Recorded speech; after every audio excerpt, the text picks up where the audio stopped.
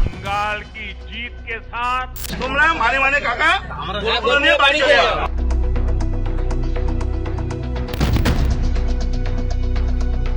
ত্যাগের মহিমা নিয়ে যখন দুয়ারে কড়া নাড়ছে কোরবানির ঈদ, তখনই শুভেন্দু অধিকারী সরকারের বিতর্কিত সিদ্ধান্তে চরম অনিশ্চয়তা আর আতঙ্কে রয়েছেন পশ্চিমবঙ্গের মুসলিমরা। উৎসবের ঠিক আগ মুহূর্তে রাজ্য জুড়ে তৈরি হয়েছে অনিশ্চয়তা ও উদ্বেগের ছায়া। গরুর হাট বসা নিয়ে ধোঁয়াশা, ব্যবসায়ীদের মধ্যে ভয় আর প্রশাসনিক নির্দেশনার কঠোরতায় থমকে গেছে ঈদের বাজার। একদিকে ধর্মীয় বিধান, অন্যদিকে আইনের কড়াকড়ি, দুইয়ের টানাপোড়েনে দিশেহারা খামারি ও সাধারণ মানুষ। কোথাও ঝুঁকি নিতে চাইছেন না কেউ, কোথাও অপেক্ষা কেবল নির্দেশনার। প্রশ্ন উঠছে, এবার কি রাজনৈতিক ও প্রশাসনিক জটিলতার বলি হতে চলছে মুসলমানের এই পবিত্র উৎসব?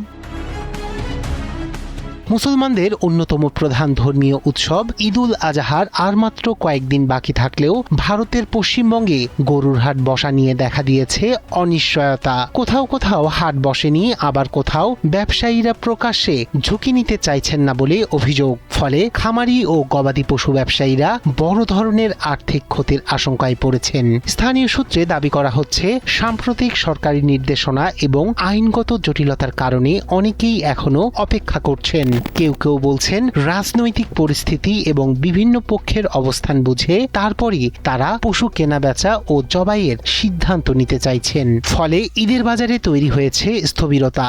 সরকারি প্রজ্ঞাপন অনুযায়ী পশু জবাইয়ের ক্ষেত্রে নির্দিষ্ট নিয়ম মানা বাধ্যতামূলক করা হয়েছে। 14 বছরের নিচের গবাদি পশু জবাই নিষিদ্ধ রাখা হয়েছে।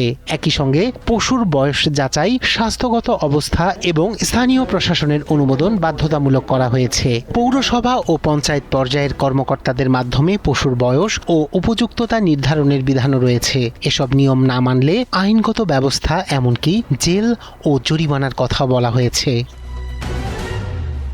এছাড়া পশু জবাই, মাংস কাটা ও বিক্রির ক্ষেত্রেও একাধিক প্রশাসনিক অনুমতির বিষয় যুক্ত করা হয়েছে। স্থানীয় প্রাণী সম্পদ দপ্তরের অনুমোদন ছাড়া কোনো পশু জবাই করা যাবে না বলে নির্দেশনায় উল্লেখ রয়েছে। মাংস সংরক্ষণ, পরিবহন ও বিক্রির ক্ষেত্রেও আলাদা বিধিনিষেধ আরোপ করা হয়েছে। এই নির্দেশনাকে কেন্দ্র করে রাজ্য জুড়ে শুরু হয়েছে তুমুল বিতর্ক। মুসলিম সম্প্রদায়ের একটি অংশ বলছে, ঈদুল আজহার ধর্মীয় বিধান অনুযায়ী নির্দিষ্ট বয়সে পশু কুরবানি দেয়া বৈধ। সেখানে অতিরিক্ত প্রশাসনিক শর্ত ধর্মীয় অনুশীলনে তৈরি করছে জটিলতা। রাজনৈতিক বিশ্লেষকরা মনে করছেন, এই পরিস্থিতি শুধু ধর্মীয় ইস্যু নয়, বরং অর্থনৈতিক ও প্রশাসনিক জটিলতারও প্রতিফলন। তবে সাধারণ মানুষের মধ্যে সবচেয়ে বড় প্রশ্ন এখন একটাই, ঈদের আগে এই অনিশ্চয়তা কি আরও বাড়বে, নাকি দ্রুত সমাধানের কোনো পথ বের হবে? রায়হান কবির, শুভ্র, ৭১।